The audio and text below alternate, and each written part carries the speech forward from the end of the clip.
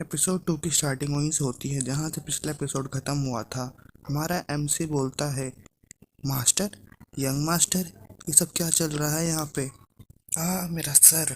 MC को इस body के ओनर की मेमोरी दिखने लग जाती है। एमसी अपने मन में सोचता है, ये क्या है? किसी अन्य व्यक्ति की स्मृतियाँ? उसका भी नाम मेरे जैसा है? क्या मैं समय में पीछे आ गया?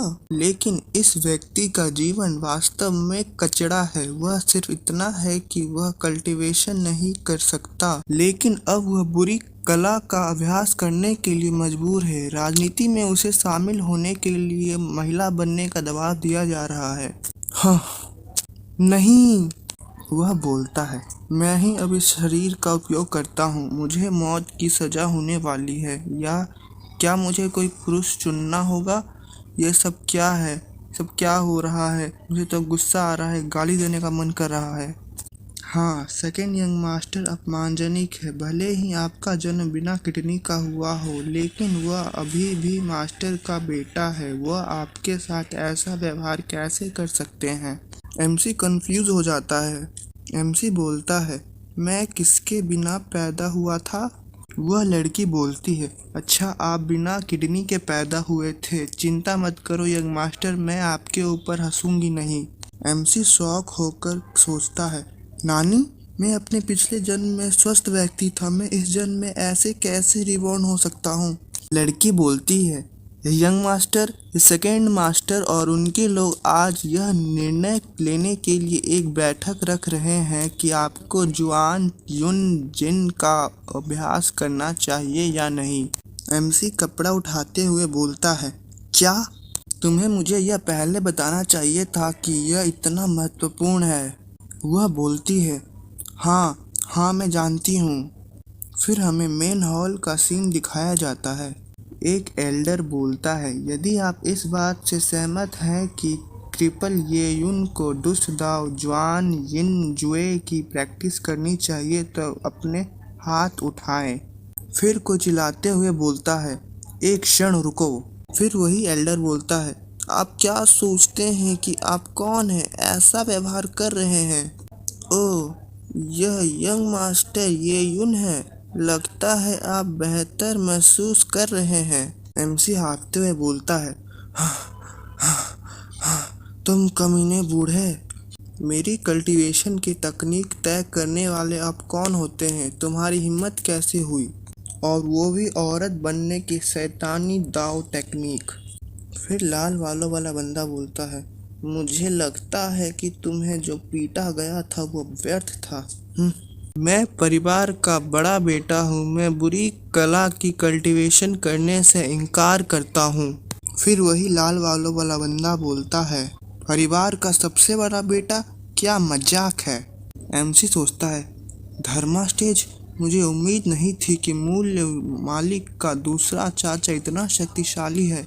इसमें कोई आश्चर्य नहीं है कि उसे वह सब करने के लिए मजबूर किया गया था। एमसी के अंकल बोलते हैं, आपके परिवार ने इतने वर्षों तक आपका समर्थन किया है। यह स्वाभाविक है कि परिवार आपके लिए सब कुछ तय करेगा। एमसी के अंकल डिवाइन रेलम के फर्स्ट धर्मा स्टेज में हैं। उसके अंकल आगे बोलते हैं, आप अभ्यास भी नहीं कर सकते?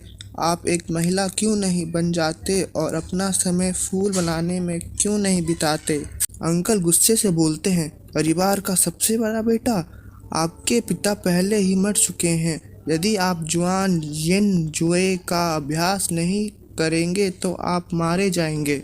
दूसरा एल्डर बोलता है, यह सब वेस्ट है। एमसी चिल्लाते हुए बोलता है तुम? एक एल्डर कहता है, मान गया, भले ही यह सभी वर्षों की कीमत है। यह हारे हुए व्यक्ति अपने घर में मुफ्त का खाना खा रहा है।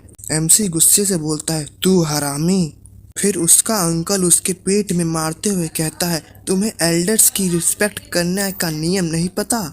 एमसी के मुंह से खून निकल जाता है और उसके अंकल अपनी पावर से उसे नीचे गिरा देते हैं। उसके अंकल बोलते हैं, कोई इस पीस ऑफ सीट को दूर ले जाओ। फिर हमें किसी को आता हुआ दिखाया जाता है। वह एक खूबसूरत लड़की होती है और हमें उसके बारे में बताया जाता है। इस लड़की का नाम मोयुंग है, मोरोंग परिवार की बेटी, 4 मुख्य परिवारों में से एक, रेलम, 3rd लेवल ऑफ फाउंडेशन। मोयुंग कहती है, सीनियर, ये तियानवान का आचरण अभी भी वैसा ही है। मैं तुम्हें बिना बताए आई हूँ, आशा है कि आप मुझे माफ कर देंगे। एमसी सोचता है, ये मोयुंग है, ये युन की बचपन की प्रेमिका और मंगेतर। एमसी बोलता है, मोयुंग, क्या तुम मुझे बचाने आई हो?